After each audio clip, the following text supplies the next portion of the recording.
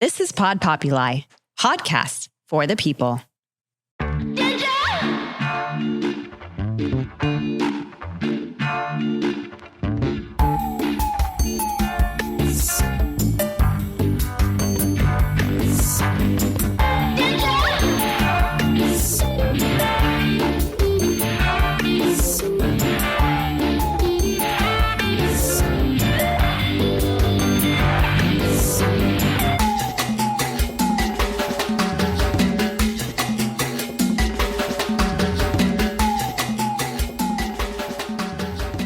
I love that your last name is CCI everywhere. So when I'm like, it is now. Rachel Cici. Welcome to the Tragedy Academy, a show created to bridge societal divides in a judgment-free zone using candor and humor. My name is Jay. We are here today with Rachel, who's going to discuss CCI and a bunch of other creative endeavors that I love that she does, and see how this all creates the image that you see before you right now. Because in my mind, we're the sum of our experiences, nothing more, nothing less. And when they all come together, you get to see the character that's before you at any given time. But none of them are any less important than the other, right? So I want to welcome you, Rachel, and I can't wait to take a peek into your mind. Thank you. I'm really happy that you invited me, and I'm really happy to be ready to be here. I am proud of you. Thanks. Because what people don't know is what you're here to discuss. Yeah. And the depth and what you've gone through and how you've evolved since then.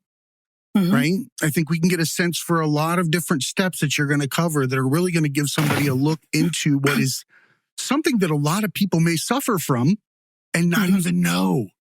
Yeah. Because it has so many different masks. So why don't you tell us a little bit about yourself, where you're from, and what you're here to discuss? Yeah, so I'm Rachel, and I'm from Vancouver, Canada. And I'm here to kind of discuss something called cranial-cervical instability. It's a condition I've been living with aspects of for over 15 years. And I lived with this condition undiagnosed for 14 years.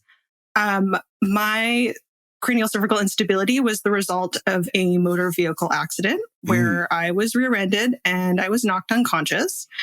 And I went through lots of medical things after, but this condition was my most severe pathology. It was something that did progress over time despite lots of good care, lifestyle, everything. But it was never flagged. And it's a really important condition for people to learn about because, you know, by the time I was diagnosed and eventually had to get treated with high-risk neurosurgery, I didn't have a lot of options. But there's other people out there who maybe are being diagnosed with persistent concussion syndrome. There's a lot of other conditions where they might have a more manageable form of this condition that with good care, they could preventatively protect some of their neurological structures and also improve their quality of life and function. I love that you're taking this on, right? That's a lot to relieve yourself of right there. I could feel that you had so much you wanted to say and you didn't want to get it wrong. That's what people don't realize is that that's not for ego. No. It's for the passion behind it so that you don't leave words behind and you don't leave things that people could learn from when it comes to getting diagnosed, you know, without them having the opportunity to realize or get the care that they need. So I want to tell you that I recognize that deep breath before and after is something that most people should have before they discuss their passion, right? I think that what happens when we open our mouth and we start to speak is that we live in an area of potential, right? Potential is very rare, except for the one being, that's us, right? We have creativity and we have the ability to manipulate our surroundings at any given moment simply by speaking, right? And when you take that moment yourself to recognize what flame is inside of you now, at this current juncture in your life, because remember, your layers of experiences over time. So you can only be one at any given moment, but they are the sum of the others. So they make you special. right? They don't give you issues, right? But they teach you how you can live after, right? And how you can give other people a new baseline if they're in that situation, because you'll never have the past.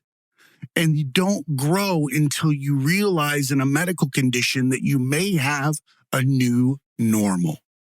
Yeah, absolutely. It's a really good point, because I also feel like something that was really challenging for me is I think that when you're living with complex chronic health, people kind of want to know, what's your milestone? And I think sometimes success is management. For me, success for a long time was limiting sliding backwards. And it was really difficult for me because until I got that diagnosis, I didn't understand like why it was so severe for me, why I was struggling so much, why, despite good strategies, good care, doing all of the right things, I felt like, I'm underperforming almost in a sense. Yet at the same time, I was like the marathon athlete of what I was doing. Like the diagnosis and the severity of the diagnosis, and a little bit about, for me, CCI. So I've got damage through my cervical spine, some stenosis, but the most severe was I'm a C1-2 junction, and your C1 junction is essentially what holds your head on. Your C2 junction is a very complex place. It is a junction point where all of your main blood supply, all your main nerves, where you have the most movement in your neck and whatnot. And so for me, that damage there made a big difference with the tunnel to the mind from your whole biological self. Everything comes together there and sits right on top of it. And that juncture could not be any more important. There's a reason why people go for it first when they're maniacs. They strangle you, right? That's the first thing they grab. Yeah. Okay. They want that very delicate part of the human body, right? And to have yours exposed has got to feel mentally draining. And also, I would be mad. I would be mad that I had to live in a manner that was not allowing me to reach what I believed my full potential was. You speak to, how you would feel in trying to articulate things or put them out now versus before. We had discussed, that there are some cognitive, issues that come with this, right? Oh, huge challenges. Yeah, right? Absolutely. Yeah. And also, go ahead, please. Yeah. And I also think the other thing is, you can have this condition and all of your symptoms can be completely analogous to a brain injury, because it can affect your brain. It can slow down your cerebrospinal fluid. It puts pressure on your brain. So that's not comfy for the brain. Your brainstem controls all of your autonomic function. So heart rate, temperature regulation, like it has such a big impact. And I don't want to bring up this condition where it's like it's freaking people out.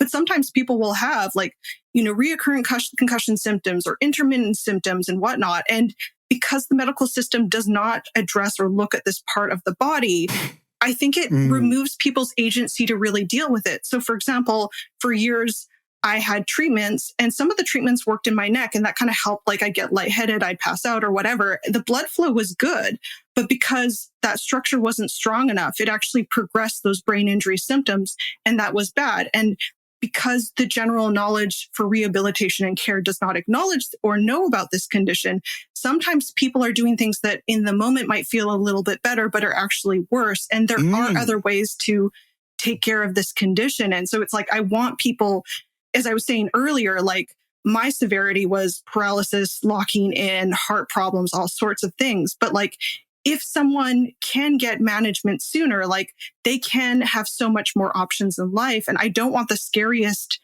bottom of it to be the example. Like if, I guess why I bring up my story too, is that like, if I wasn't diagnosed and my condition, unlike some people, can be some genetic problem, some post-viral and whatnot. Like if my condition wasn't flagged, then, there is some lacking information in the medical system. And the other thing I wanted to also bring up is that because of how the brainstem works, because of the neurology, because of the vagus nerve and the brain, and it can affect so many systems, I think it's very, very difficult for physicians and specialties to track down, because they know about 2 or 3 symptoms over here. Another specialty knows about 2 or 3 over here. And it can feel like they're the problems a patient is having is incongruent. Like it doesn't make sense. But once you start to learn in depth about this condition, about the brainstem, all of those kind of biomechanical and biological factors, it does start to make sense. You know what? I want to stop right there because I think we're going to go into something that is really could be life-changing for a lot of people. So we're going to take a quick break if you don't mind.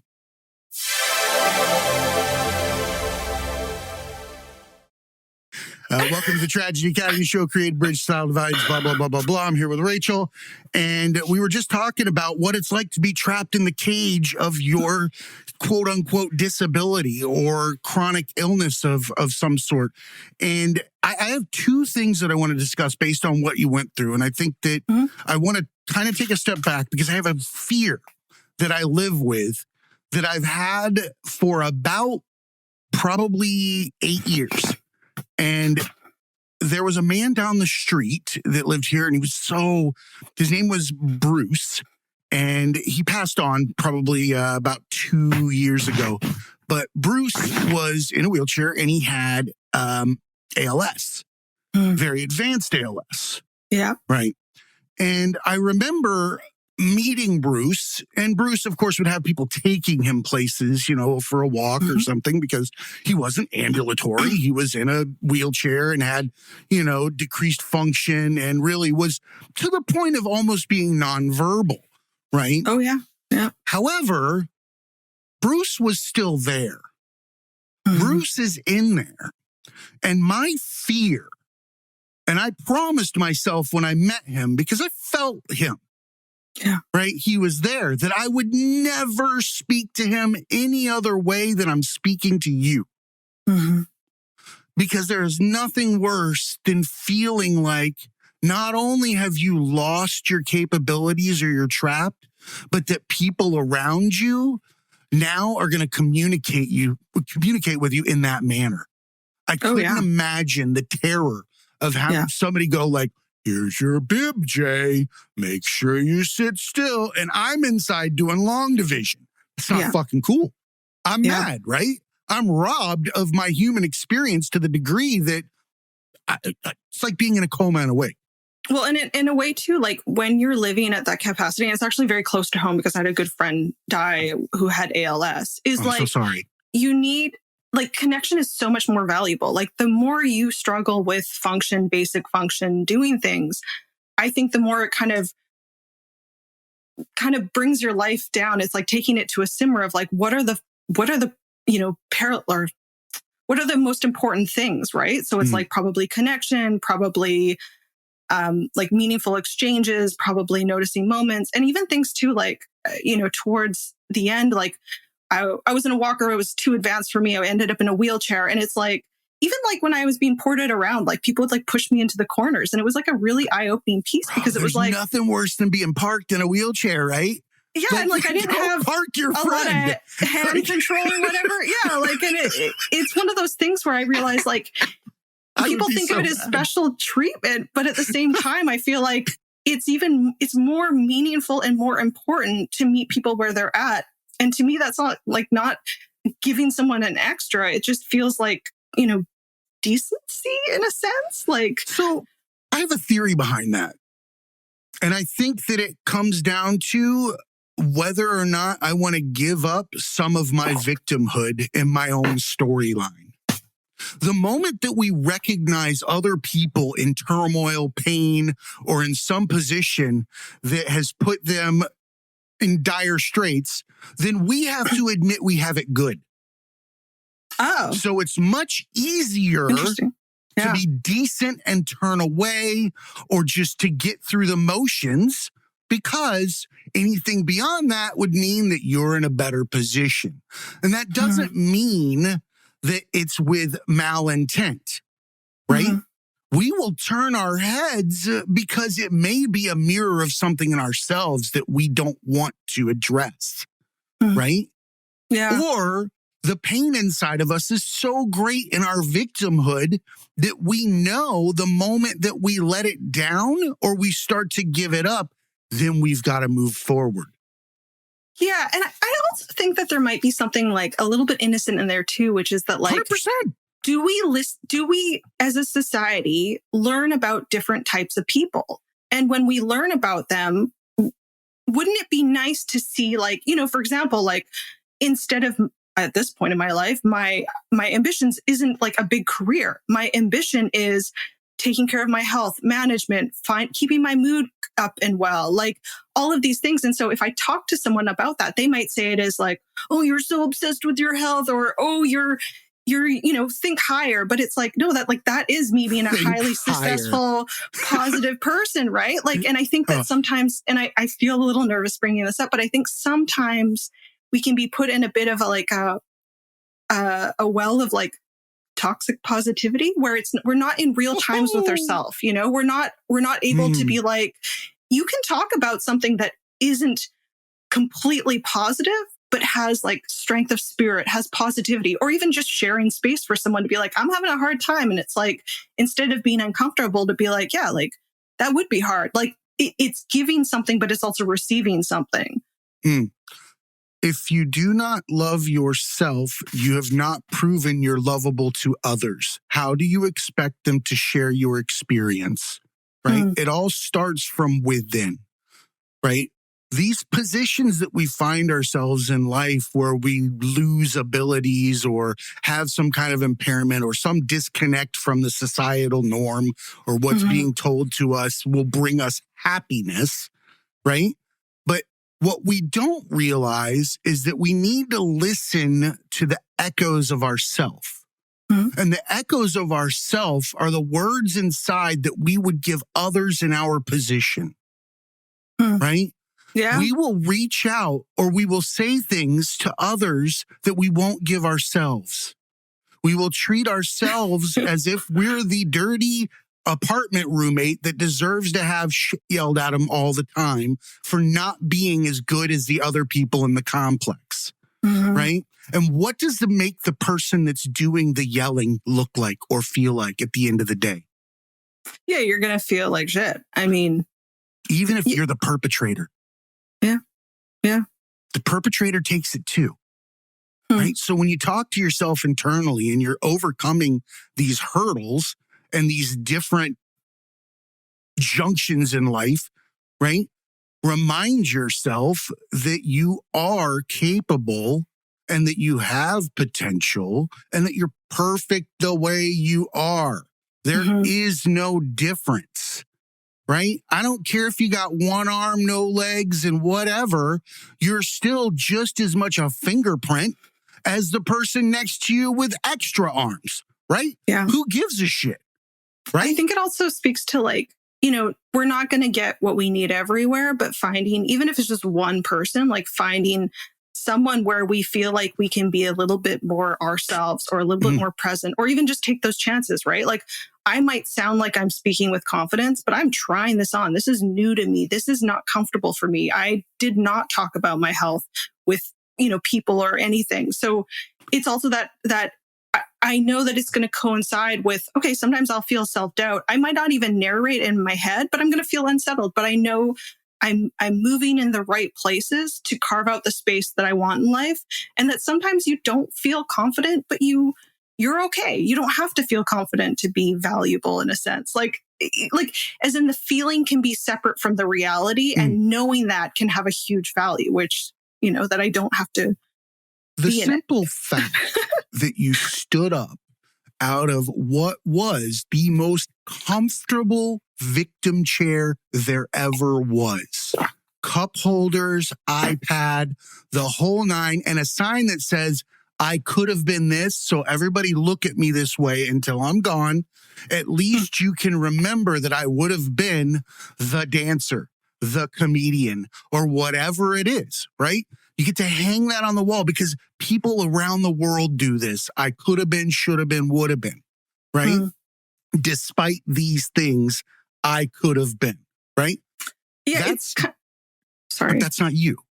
No, and I also feel like it's interesting. Like, I feel like I performed a certain way in life. I tried as hard as I could. I did a good job at success, but I also, I kept a lot of me separate.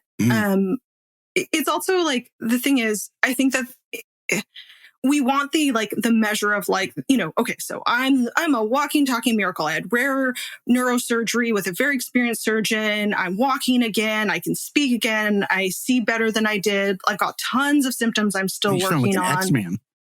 Yeah. But at the same time, people are like, oh my God, you're amazing. But I'm like, yeah, but I still kind of lose control of my legs in a grocery store. And is it like a skedaddle, or is it, just like you actually hurts? I'm going to pick on you and laugh because you hide the other side of something that we're going to discuss when we get back. Yeah. I like how you have described going into our next break that there are sides of you that you have kept separate from your other part of your life. And I think that people will love to hear who you are when nobody else is looking. Right? Yeah. All right. Well, we'll be right back.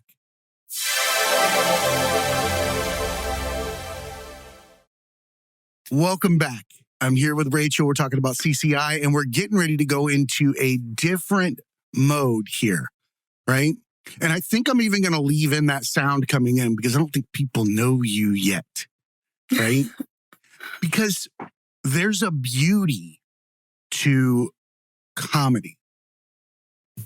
There's a beauty to authenticity to its highest level. There's a reason why we gravitate to people that step outside of the societal norm to express their creativity in new ways, right? I think that your talent is recognizing the juxtaposition between what someone feels and what somebody wants, right? I watched all of your videos. And if you're listening to anything right now, and I know we want to talk about the disease, but you've got to see the person that walks into that issue, or not disease, but the condition, right? The person going into that is a person going in. But I want to remind you that those characters, that person, that flame, those smiles when you were putting together those sets and those ridiculous scenes, right? Because you could hear your smile. Have you ever heard that before? Somebody's on a mic, you've got your headphones on, and they're speaking. They're not changing anything, but you know they're smiling. Yeah, yeah. Right? Like right now, everybody that just heard that heard you were smiling, right? Because it's an inner flame, and it gets brighter when we're using it to its fullest potential. Now, I am curious if you're willing to, because you do keep things separate. Would you like to tell everybody what it was that you were working on, your project that you seem to be enjoying more than anything at the time?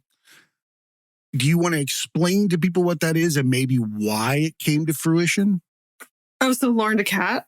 Yes, Laurn the cat. Laurn the cat and the individuals inside that whole entire scenario. It's interesting. I feel like I have such a creative heart, and it coincides with the parameters of my life and my health. And making Laurn the cat was like a way to, at my own pace, with using different spoons you have for I could do a little bit of visual work. I could do a little, editing is easier because it's more soft focus, and also learning skills. I loved that I was starting off with just a crappy phone, and I was able to start building something, and I was able to start learning something and get better at something. And also to express myself in ways that I never would, right? Bro, I created so many ways. If people listening to this, they're thinking, oh, this is cute. She's got a skit. She's got something going. No, until you've got a wispy mustache, your pants pulled down, and Sharpie on your legs for hair, you have no clue what comedy is. Yeah. And also the fun of creating a whole different world. There was something freeing about being other people and not having to worry about, being accurate or even I think that funny thing about Laurn was Laurn is this character who's super dorky oddly confident yet has high anxiety. And there was something about playing that character that was really kind of fun for me because it's so the opposite of who I am. Mhm. And then there was also something about like, as I worked at this craft for longer and longer until, a few years ago, I had to put it on hold. I liked getting better and better at it. I liked editing it together so that instead of it being like you're watching this dry, narration, you're actually feeling something. Hysterical, dude. Like, I have friends that, because let me tell you, this is an acquired taste. This is not for everybody, which I love because these are my people, right? I need more people to be fans of you so I can find friends, right? Because you turn everything on its head. Yeah. Right? But you're also talking about something deeper. Oh, totally. And you know what? Even though like the craft is on hold right now, I still make notes. Like I can't write scripts right now, but I'm making notes based on like little things that come up in everyday life. I'm like, oh my God, that neurosis, like, and I'll get like flashes of like, how would I film it? And how would I edit it and whatnot? Cause like, I have your next venture, right? For Laurn the Cat. Okay. I have it. I thought about it before I came on. And my idea was medical PSAs. Oh, wait, tell me more. So imagine. Did I hit something right on the head? Well, imagine those conversations between those two characters, right? Addressing complex medical situations and the neuroses of you hearing it and taking it all in and all those weird little quirks that you can spin into it can make something that feels like it could be devastating. It can turn someone's heart open at the moment of understanding. You know what? I like what you're saying because I think about it. And one of the things I ran into the most often, and actually even with medical professionals, like I downgraded what I was going through at times because I'm like, okay, if I say this, they're going to think that I'm like stressed about it. And like, I was a minimizer to a fault where it became actually unsafe at times, like not seeking medical attention where I should. But in this case, it's almost funny because you're blue and refusing oxygen. Oh, like paralysis for 3 days, super Come on. Seriously. And then also going to ER and then getting assessed. And then the ER people being like, we don't know what to do, go back to the specialist, and then going back in the loop again. And then knowing the strain on my body. So like, that's a whole thing. But I love the idea of almost like speaking to the parts of us, because there are lots of people who are underrepresented who they're not magnifying it. They're not upset because they're anxious. They're minimizing it or even bringing up some of the neuroses perceived of the medical professionals, but not in a disrespectful way. I actually you could value. Actually spin it that they have some bizarre entity called insurance. Oh yeah. It's incentive. Yeah, absolutely. Them on what they're allowed to diagnose with in order for it to fit. Like you could put them all up and you could make them as quirky as shit. Thought bubbles, the whole night, because you have such interesting transitions and the ways that you approach it that I like Tim and Eric. Like I've always been a Tim and Eric fan, Adult Swim fan. Yeah. And that's what I see. Before we go any further, is there a specific show or program or art that you derived this from? That's the weird thing is it turned into something and I didn't know where it came from and I didn't even know it was my brand of humor. But it felt right. And it developed over time. Like, in the beginning, it was more simple as far as like character development and whatnot. But I think that something that's inside of me with every aspect of life is I always want to improve at whatever I'm doing, whether that's market or not. So I don't really know. But one thing that someone who really liked my content said is they're like, you have to check out the show called Pen 15. So it's these adults who essentially like make this show where they're playing characters that are 13 years old with a bunch of other 13-year-olds. And it's like, it's a little bit TMI uncomfortable, but I I watched it way after I had created, most of my content by that point. And I was just like, I don't know why it was just so cringy, but it's just made my heart sing. Like it was just great. Who said maturity was a requirement at the age of 18? Like, fuck you.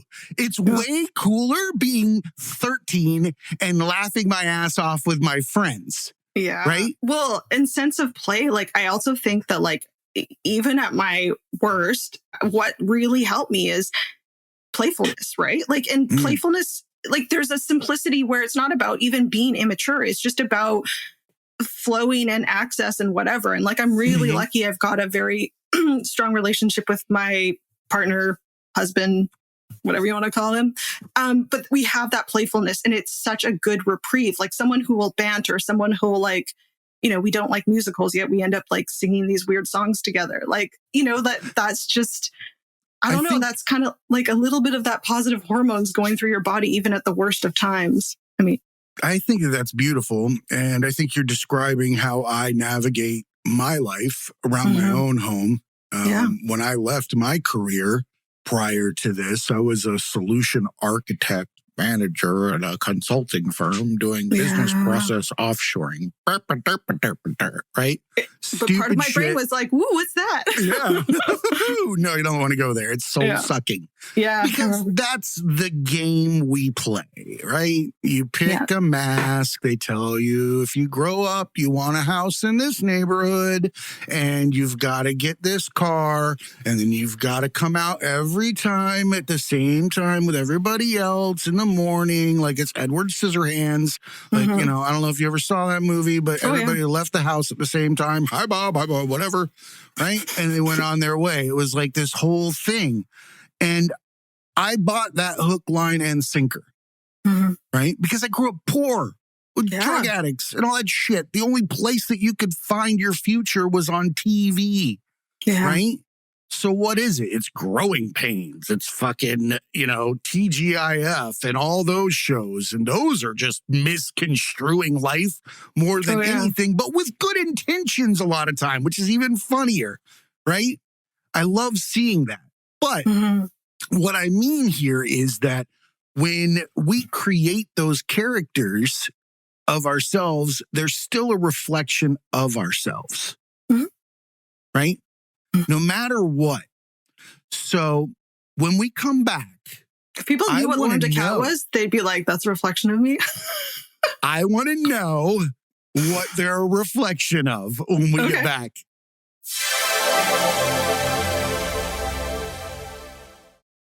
I'm telling you, you're going to love it, right?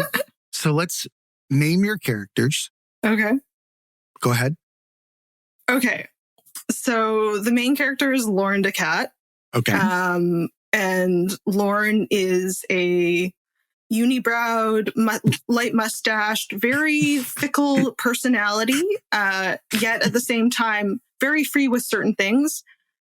Lauren is probably the product of a very overbearing mother who always told them that they were a god and good. And yet at the same time, they're highly anxious, but they just bulldoze their way through life. And it's a beautiful thing to be. It's controlled mayhem. Yeah. Yeah. I love that though. Yeah. And then Cindy is Lauren's partner, and she is also neurotic in her own way. All my characters are probably neurotic, I gotta say. She's definitely she's definitely like a people pleaser, but at the same time, she's also a bit of a bulldozer in her own way. Like, she wants what she wants. She's actually the example of, you're in a relationship, you're in some type of interaction or conflict. And you know how one member of the couple will you start arguing about something, and then that person ends up bulldozing their way. They just fixate it and they don't realize they fixate it, and they keep arguing their point and whatnot. There's those expressions there, which I think is just, it's so funny to put it way out there. But that's how we can see you have to magnify the little things in order to point them out. And comedy does that.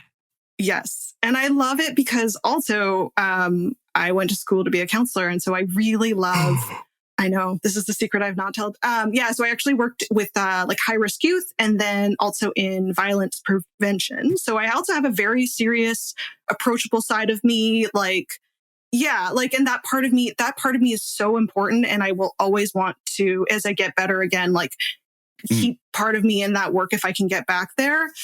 But I love the psychology of who we are.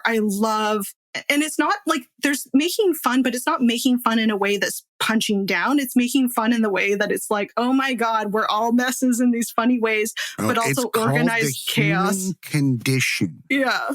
Yeah. Do you realize why it's called a condition? Yeah. Because it's an illness. Look around. Every other creature on the planet is in heaven.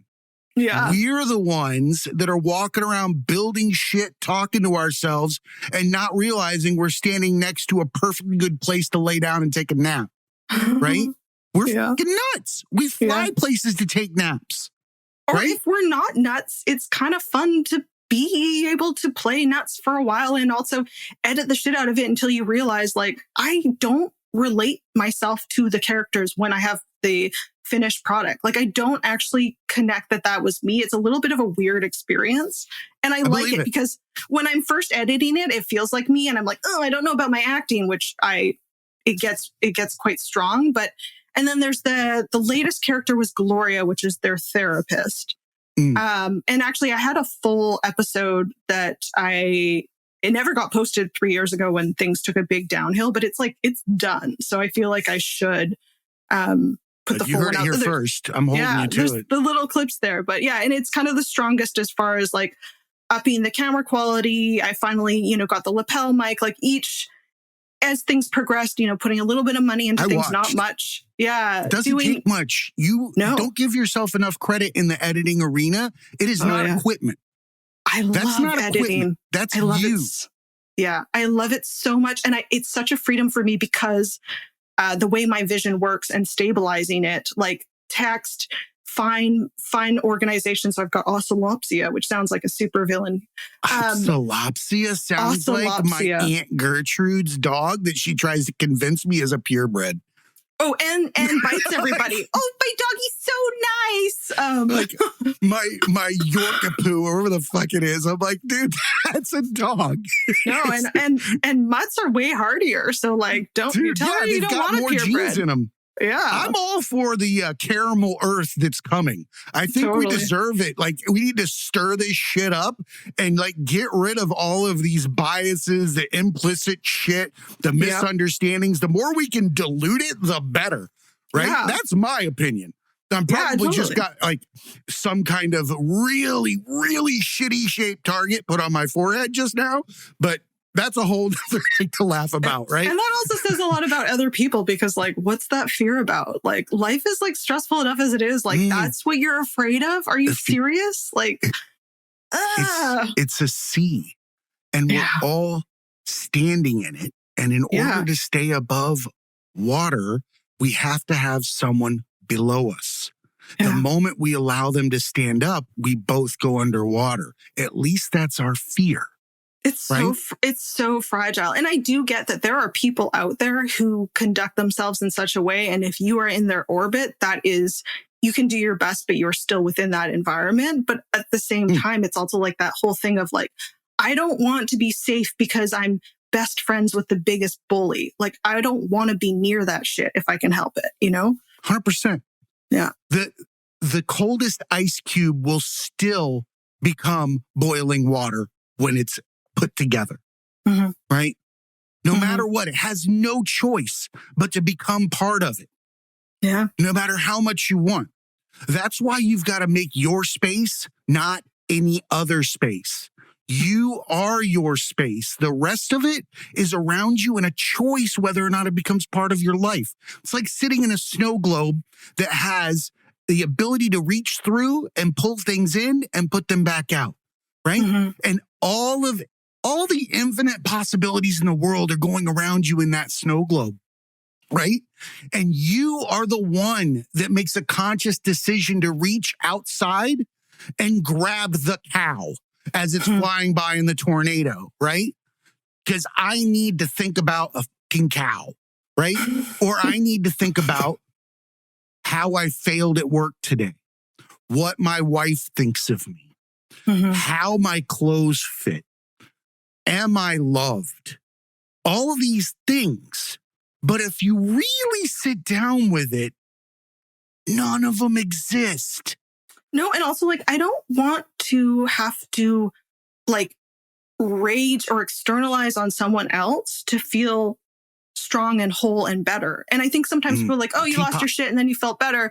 But at the same time, like for me, like the weapon I have inside of me is to be able to like not be able to be okay at times, to self-assess it, to like figure out what's happening. And like me knowing something's inside of me doesn't mean I'm blaming me. It means that I'm like, oh, I feel more irritable when, you know, my partner says something today. Okay, like I might be feeling more sensitive and like I'm empowered by that. It doesn't mean I'm a problem. It means that like I have way more tools in my tool belt.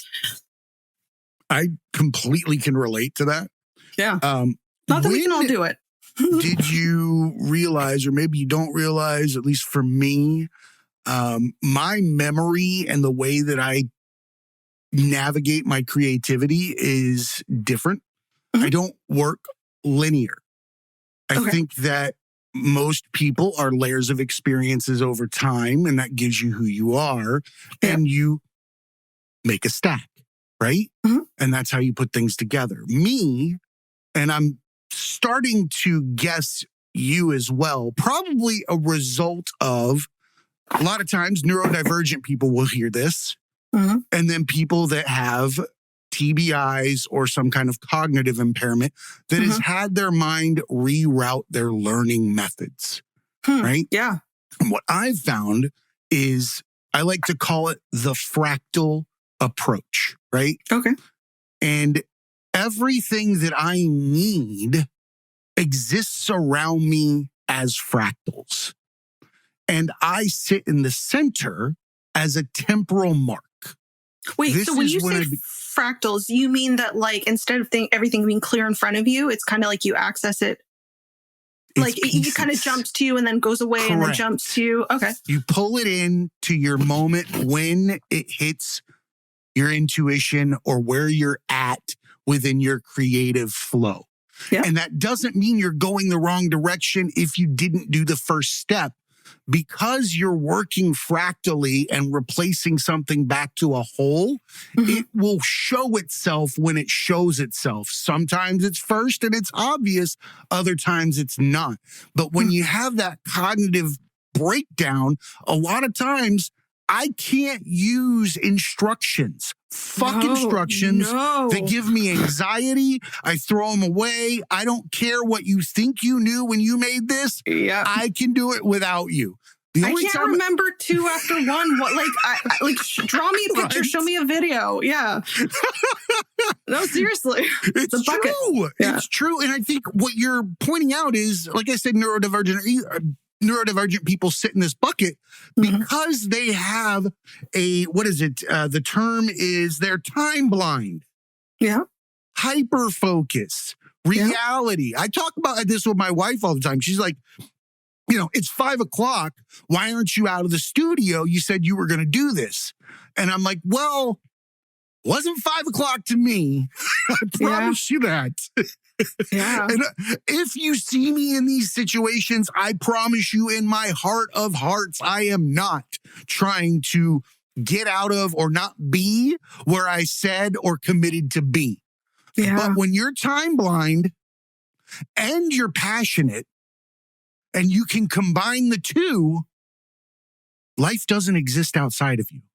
I think it's also hard too, because especially like whether it's neurodivergency, brain injury, or all of the above, when you create an access point, you're like, I can actually do this. My brain, I'm able to like, you know, pull these 5 pieces of information at once to get this job partially done or build a foundation. It's like that knowing that it's not just mind over matter. Like sometimes the brain flows better than other times and you got to do it then. And also when you talked about like it not being linear, I think what I've ended up doing over the years living with like TBI, CCI, all of this stuff is like just trying to find an access point. Like life and my body gives me no's all the time. And that's not a perceived no. It's not an attitude or whatever. It's that I know that there's a lot of things I can't access. So I'm like, okay, what is the one yes I can get?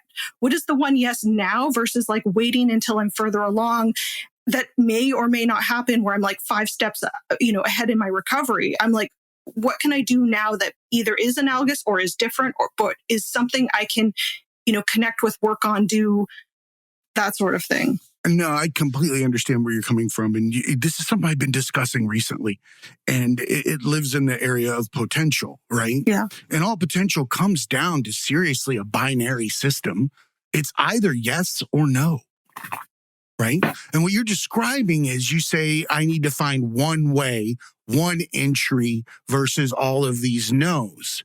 But at the end of the day, you don't have a whole lot of no's. You have no. And you have yes. And yes is there at any given time.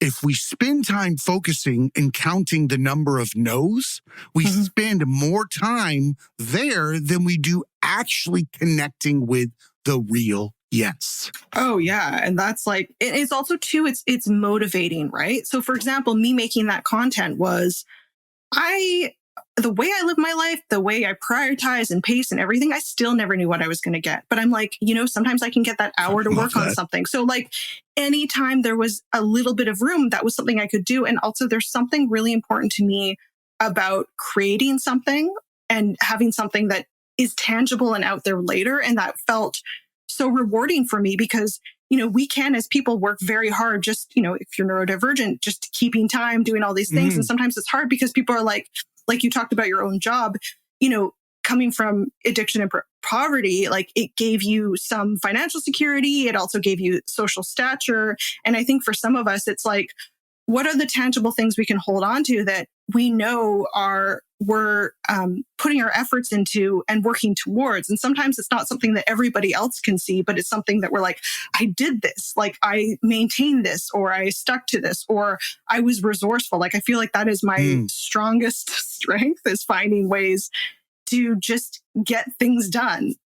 I absolutely love that. And I like that you said that you were resourceful. And I think that we should hold on for one last new segment that I'm going to start doing.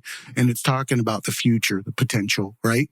So when we come back, we're going to talk about how lives will change with everything that you've worked on with the addition of future technologies.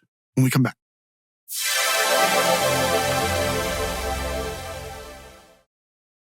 Welcome back.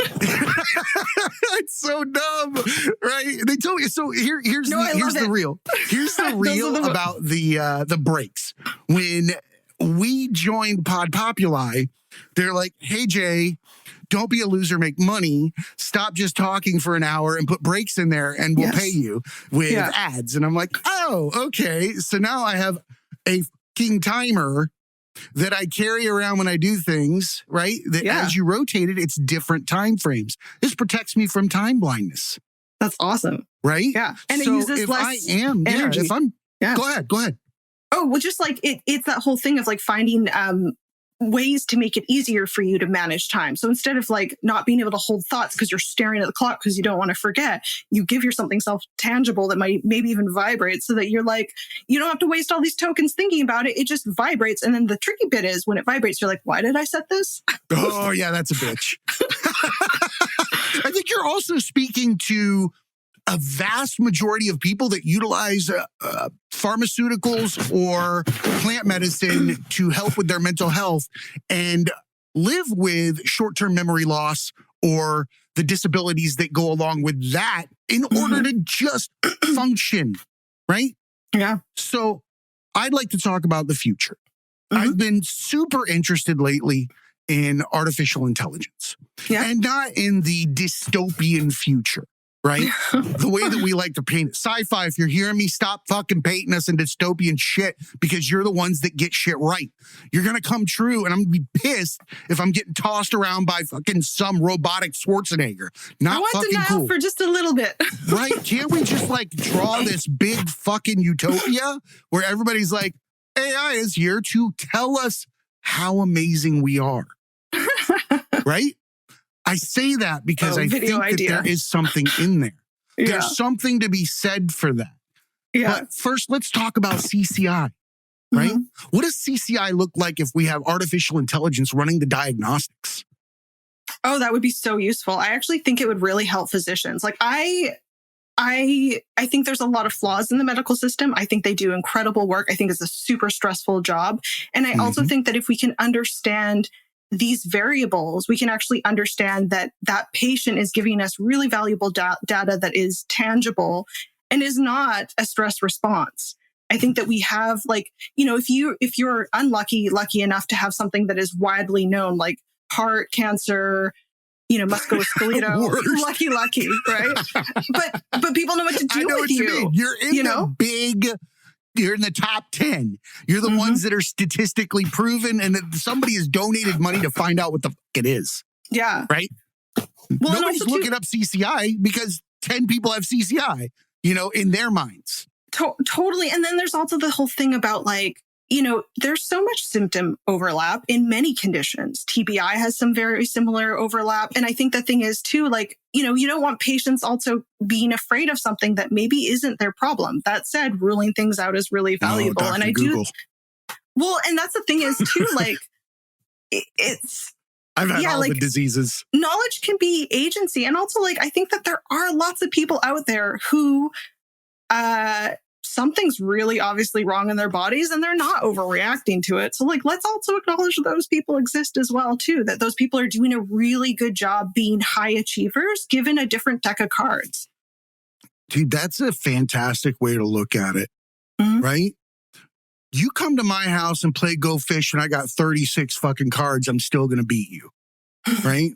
This is how life works. You get what you get. That's it. To mourn the loss of something you never had or had before is a waste of now. Okay, I got a little subtlety there. I think that it's important to be able to hold both because I feel like that's the ultimate resiliency. You are correct. I didn't say forget it. Oh, I misheard you. Sorry. Mourning. Oh, okay. Two different things. Yeah. Because we are not who we are without the sum of our experiences before us. Right? But if you live in the experience that is now, mourning the loss of something that was before, then you're wasting the experience that you could be dedicating to yourself or more. Yeah. Right? So that's my thought process behind that. Because I mourn a lot of things too. Totally. And especially if it halts you, if it keeps you frozen, that's very different. And that's so important to be am I hostage to wanting it to be what it was? Yeah. Versus, of course, I have got lots of things I should grieve and loss or that could involve grief and loss. That said, I don't really spend a lot of time there because it's too hard. It's stressful. I don't really want that. But at the same time, it is a very different life. And I think that it is, it has its challenges in itself, but at the same time, what can I do to maximize the potential I have right now? And for me, I've got a second lease that most people don't get, even people who are later diagnosed, because I got the right care. I got a very, very skilled neurosurgeon. I got really lucky and it's hard. Bro, of course it is, right? To live is to suffer, right? But it's a choice to stay in. Right? I believe that we all have the potential to create our realities based on what deck of cards we have. Right? Yeah. Play your hand as best you can. Absolutely. And call life's bluff. Right? Tell life they're wrong. Tell life it's a yes, not a no. My potential, I choose to exercise it. That is what it is to be alive. Right? And also maybe the yes is very small and maybe we have to count the small yeses, right? So the little thing you can do, I know when I was stuck on my back and I had difficulty speaking, the yes was me sending a Marco Polo with a friend, but I was still part of me was there. And I was I gotta count that, or I gotta count the fact that I'm working hard at this. You don't quit. No. Oh God, no. I'm terribly tenacious. You're not capable. Yeah. Right? Yeah. You're the person that finds the humor and the drive out of a failure, because the next one is going to be that much cooler. Yeah. I have a really strong sense of commitment. But that's what makes you you. Yeah. But I want to end this in a manner where I want to be respectful to you. Mm-hmm. And I also want to be respectful to your heart, because I believe that's where our creativity comes from. Mm-hmm. Right?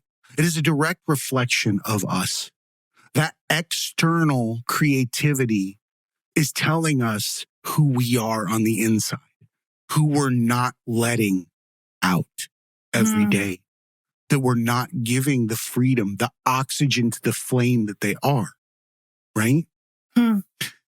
You spent the entire third portion of this show smiling from ear to ear, talking about your art. Yeah. Not somebody else's art, not something that you want it to be, not something that it was, but what it is in the moment to you, how you created it, what it was like to live in that temporal anchor, right? That cyclone of creativity. Okay? I believe you deserve that. And I'll go one step further. There is an onus on you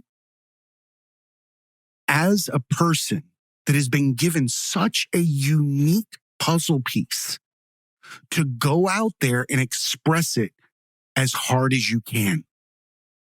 Because if we're not acting on our full potential in the most authentic manner, then we're slapping whoever or whatever the fuck made us right in the face, thinking we got it better. Right? You are unlimited. You are both super intelligent. You are very empathetic. You are tenacious, and you're fucking hysterical. That's a total package. Thank you. You know, go and tell your husband he owes you dinner tonight for being the total package. Oh, and I love food. That is a Laurn DeCat thing. The obsession with food is the most honest. See, there's a reason we get along. There's a reason we get along. We like dark and weird humor and also food. And I'm food motivated like a Labrador Retriever, I would say. I have a bull mastiff. And she literally will do toddler things when there are food not involved. She will lay down and go limp and just I'm not going to walk, or I'm not going to do this or whatever. I pull out food and she's fucking in Mensa. I'm like, she's like, I'm a highly skilled dog. She's fucking doing quantum entanglement and fractal math and shit. Yeah. Like for a fucking pepperoni. But when I need her to just come over here and get away from the door, she's like, burr, burr, burr, burr. I can't hear you. I don't understand. I can't smell what you're saying, so it doesn't matter. Motivate my brain. Speak to the nose. Yeah. Like, so I want to give you a minute. To tell us where people can exercise an opportunity to support this, how they can, where they can go to find you to talk about it, and kind of wrap up there. Sure. So I've made a little bit of content about CCI, and it's on Rachel's CCI path, RACHELS CCI path. It's on YouTube. There's also my handle on Instagram. I am on social media, but just lightly because I'm still working up my visual stamina and whatnot. But if you can support there, like keep these conversations going. There's also a really good video that dialogues about why it took me 14 years to get diagnosed. I think for some people too, who, you know, maybe have ENT problems. They're not getting, they've had an accident in the past. They're not kind of figuring out where the problems are coming from. That might be a really interesting video to look at or share with other people, because it does not mean that you have to be at the far end like I was, but it might mean that your management protocols might need to be different. And that could give you a huge leg up in your long-term recovery. So YouTube, Instagram, and then also it's not being managed right now, but Laurn DeCat, LaurnDakat on YouTube and Instagram. You heard it here first. And at some point, and also too, I just want to say for people like, you know, some of us like, you know, they're baby, we are living with some some limits, right? And so for me right now, it's like, even just being able to be creative enough that like I will have the fantasy of a video I want to make. That's me exercising those parts of myself, right? Like that actually keeps this brain fresh, right? And I had 2 flashes. That's I don't recall them for the freaking creative mind. Yeah. And I had 2 flashes of like specific videos when you were talking. It like a sieve, it went through my brain, but I'm still practicing. See, but it's there. Yeah. You can't just ignore Laurn the cat. Oh, no. Laurn No, the and cat also does not get ignored. Even, I understand. I'm saying this like you gave it up. It's been on pause. Oh, yeah. Right. Oh, you didn't give it up. My last character, which was the last video I made that I like posted a year after, was the Elizabeth video. And it is a like passionate conversation about a woman and her hemorrhoid. So you got to check this stuff out. Things nobody should be talking about, but that was the highest quality video I did. Cut away. Yeah. I love it. See, I would be on the toilet having that conversation with my hemorrhoid. Oh, like just upset. Totally. I would be talking to it and be fucking really? Really? I'm sitting on hot grapes. I'm pissed. I'm like, this is not cool.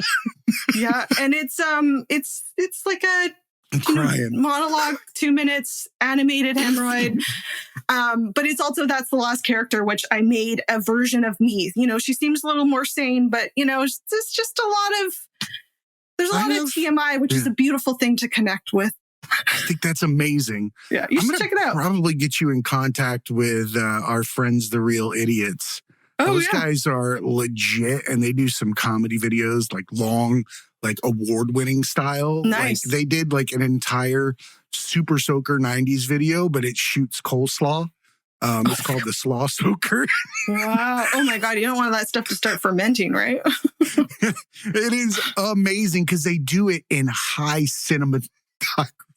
So that's what it should be. Diving around with a Super Soaker and then throwing somebody behind the camera, hitting somebody in the face with a cafeteria-sized amount of coleslaw.